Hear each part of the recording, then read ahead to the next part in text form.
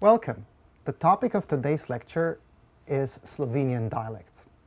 I'm Peter Jurgec, and I'm an associate professor at the University of Toronto in the Linguistics department. I have worked extensively on various Slovenian dialects and on sound patterns of Slovenian. So the first question to ask is, why are there dialects in the first place? So one core property of language is that language is inherently variable. So variation is such a core property of language that we expect variation in many different aspects. And that's because it's possible to say the same thing, to convey the same meaning in many different ways. So we can change the sentence structure, we can change the words, we can switch one word with another, we can even change sounds. In fact, each time we say a particular sentence, even if it has the same words, it's going to be slightly different in terms of the way we articulate sounds. Now, some aspects of language are highly variable, but others are not, and this is not really predictable. It's language specific. So to start with, variation is individual. So each speaker speaks a slightly different version of a language. That means that they know slightly different words. They might use some words more often than other words, but another speaker might do the other way around. They might articulate sounds differently because obviously their speech organs are slightly different. In fact, as I said, no single speech sound is completely identical. Even if we say a particular sound 1,000 times, it's going to be slightly different each time. Variation is often systematic, and that's what linguistics studies. We're trying to figure out what is the systematic way in which languages vary.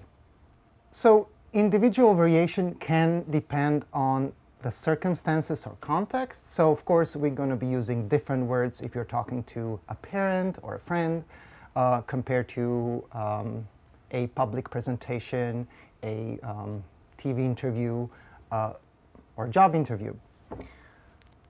Now, how do we get to dialects? So now that we have variation for each individual speaker, you can imagine having more than one, and each will have its own variability. And in fact, most linguistic research has focused on variation across speakers. Now, it makes sense that speakers with similar backgrounds will speak similarly. So if you're from the same village, you're likely to speak similarly. Also, if you have sort of the same age or gender or socioeconomic class or education, geographical origin, or you belong to the same speech community, you are more likely to exhibit the same kind of variety of a language than another person from those communities. So the focus of this talk is geographical variation, so we're going to be talking about dialects in the geographical sense of the word. Now, to illustrate, consider some dialectal variation in Canada. You're probably aware of a lot of variation across the various Canadian dialects. So here's an example for this building, which is called a cottage if you're from Southern Ontario. But in BC, it's called a cabin. In Northern Ontario, they call it a camp. If you're from Quebec and you're English speaking, then you're going to call it chalet.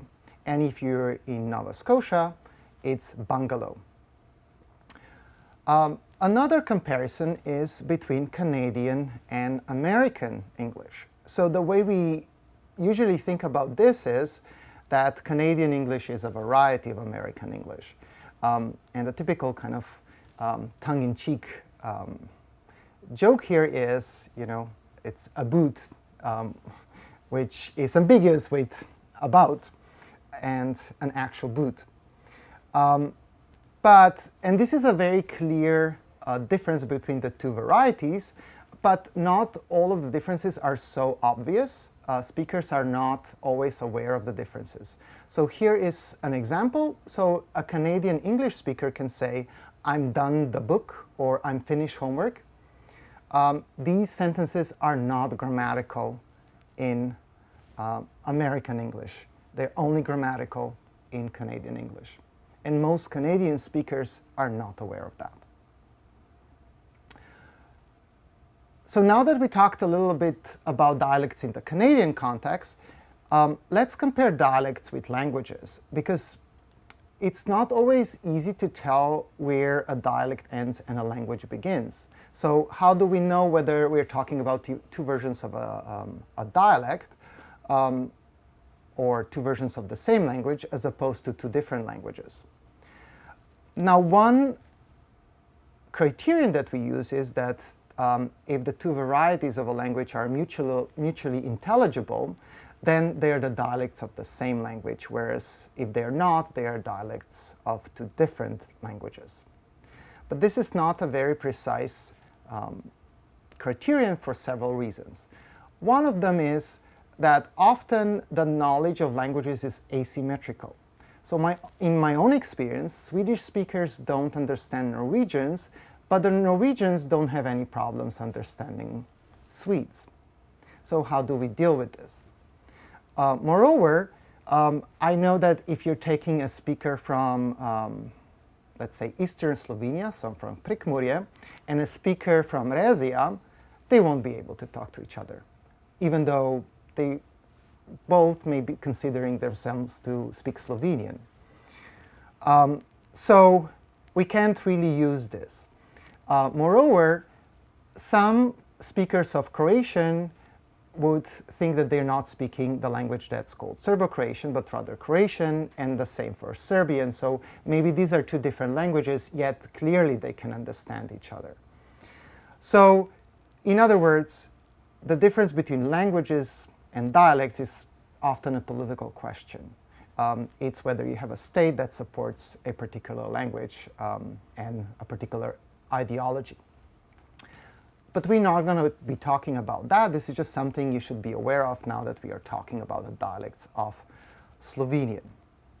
So now that we cleared up some of the basic terminology, as well as we had some discussion in the Canadian and American context, let's talk about Slovenian. So one question that I often get is, oh, should I say Slovenian or Slovene? This is yet another example of variation, and you feel free to use one or the other. I know in the US context, Slovene is sometimes considered more prestigious, but Slovenian linguists have decided to use Slovenian just to make the connection between the language and the country more obvious. So Slovenian has 7 major dialectal groups, which is a lot for a small country and 2 million speakers. And what I would say over 30 distinct dialects, but the official numbers are between 47 and 50. There are different criteria how to distinguish them. So here are all of them. So starting from the west, there is the Primorsko dialect, or the literal dialect. Then we have Rote here in blue. Then we have Gorensko in purple, and Dolensko. Gorensko and Dolensko are kind of the core, the central dialects. Then to the north we have Koroško, and then further to the east, Štajersko in green, and finally here in yellow, Panonsko. So these are the 7 basic dialect groups, and within each of the groups there are individual dialects where we kind of expect that there are certain similarities within those areas. The way we think about these different dialects and groups is the criteria are mostly based on sound properties or sound changes, so the changes that individual dialects have made compared to some previous form of Slovenian. And they are related to the way we settled, or our ancestors settled, to the geography, so for the fact that there are some mountains and rivers that affect the distribution. and also influence of other languages. So the dialects to the north are going to be affected by German, to the west by Italian, and to the northeast by Hungarian.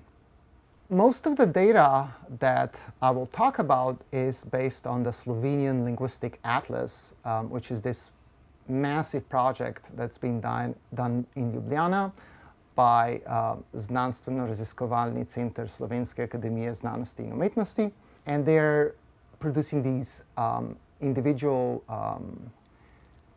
atlases for different questions or different topics. So far only 2 have been published, but they are working on more. So it's based on a questionnaire that has been done through fieldwork, so linguists going to different villages. It's been conducted between 1946 and 2011 with some additional data after that. There are 413 points, which are individual villages, and 870 questions with almost 3,000 sub-questions. So it's really a massive collection of data. Altogether, it's almost 1 million entries, so 884,000. So what does this sort of work produce? What we get is these maps where individual questions can be graphed in terms of the areas or of individual villages. So here is one type of variation, which is word-based variation, or what we call lexical variation. So different dialects might use different words for the same reality. Here's an example for grandma. So we can see that in the center of the country, so in Ljubljana, in Gorenjsko, in Dolenjsko, as well as in Rote, most people would say stara mama or stara mati. In the north, people say babica more commonly, or oma. In the west, under the influence of Italian, people say nonna. And in the east, the northeast, we get a lot of variation. So we get baba is one option, babica, manlica. So quite a lot of different options. So this is just one example. Let's look at another. So this is very appropriate for the time. Here are different expressions for measles. So the standard Slovenian word is ošpice, which is also present in the central dialect, so in Gorenjsko and in Rote. In Dolenjsko we say dobrc. In the east there are expressions like bleki or špičke or plehi. In Carinthia, in Austria, we see risel. And in the west, in Italy, we have maruskle, plehi, and robade.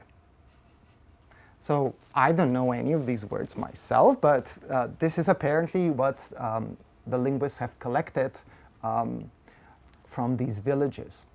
So one thing that I would like to also point out here is that we can kind of see that the villages that are next to each other are more likely to use the same expression. Also, as I said, there are villages in Austria where they speak Slovenian. So the Slovenian space extends beyond Slovenia. It's also, there are lots of dialects that are in Austria as well as in Italy.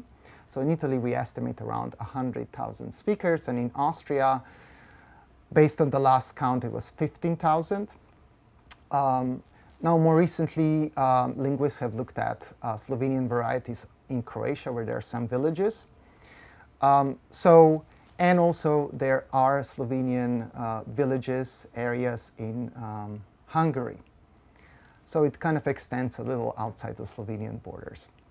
So when we talk about dialects, we often make this connection to the standard. And standard Slovenian, or rather spoken standard Slovenian, knjižna slovenščina, is based on the central dialects, Dolenjsko and Gorenjsko. But this is somewhat controversial.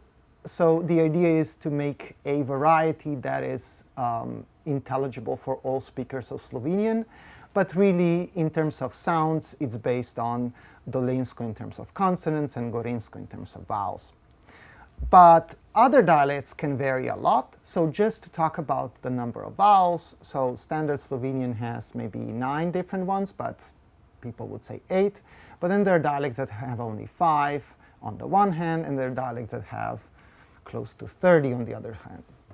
So there's really a lot of variation here. We've looked at variation at the level of the word, which is what people think of most when they talk about dialects. But really, to linguists, what is more interesting is other kinds of variation. We are interested in the structure of language, in the grammar, in other words, but it's not the grammar the way we think about it in school, where you learn how to, let's say, learn another language, and you learn the grammar, and you learn what's correct to say. We are just describing different kinds of structures in language, things like sounds, like words, how do you make a sentence.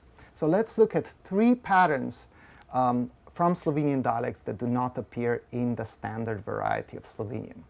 The first one is called clitic doubling.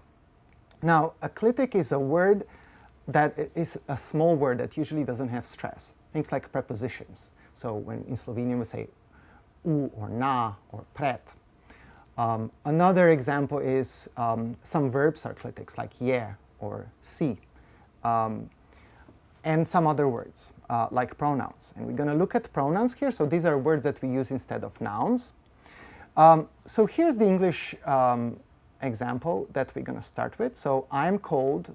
In standard Slovenian, you would say either zebe me, and me here is a clitic.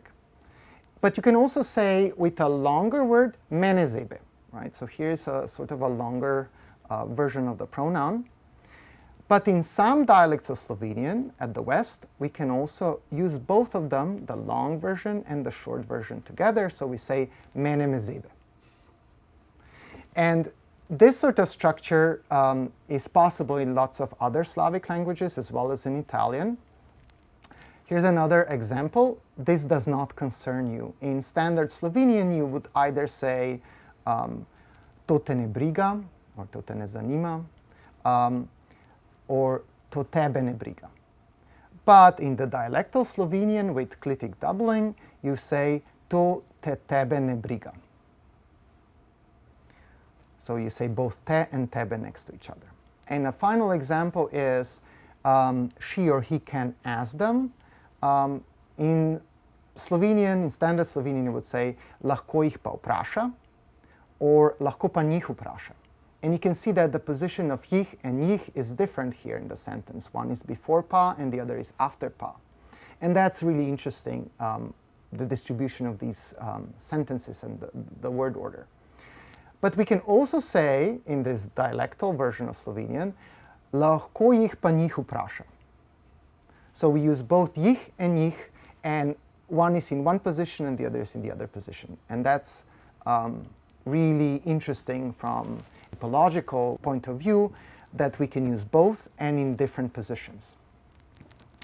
Affected here, all you're kind of saying is not only, you know, the meaning here, but also I'm from this dialect of Slovenian when you're saying these sentences, right? There is some additional meaning here, but it's not with the content of the sentence, but more about you as a speaker. Another example is final devoicing. Final devoicing is this phenomenon that at the end of the word, certain consonants are not possible. So in standard Slovenian, there is no contrast between words like bog, boga, and bog, boka. So they both pronounce as bog. But in other dialects, it's possible to have a contrast. So we can see here that in the vast majority of the Slovenian speech area, there is final devoicing. That means that there's not going to be any difference in terms of the final consonant in words like bog.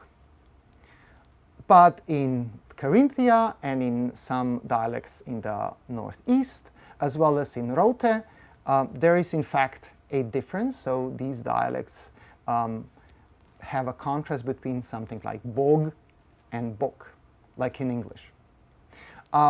There is an ongoing language change now happening in Central Slovenian, especially by young speakers, that are now not devoicing anymore, so they are pronouncing the words differently. So they would say riž with a ž instead of with a sh. What I want to say here is that in spelling, of course, we are writing these differences, but when we are saying them, there is no difference. And we know that because when kids first start to write, they have a lot of difficulties with words like that. So writing words like glasba with an S and things like that. The final example is the dual number. Now, lots of languages distinguish number in their systems. So the same word will change depending on how many items or people are involved. So in English, we can say, as we see here, an umbrella. It means one. And if we have two, it's going to be umbrellas, as well as three or any number of them. So it's always umbrellas.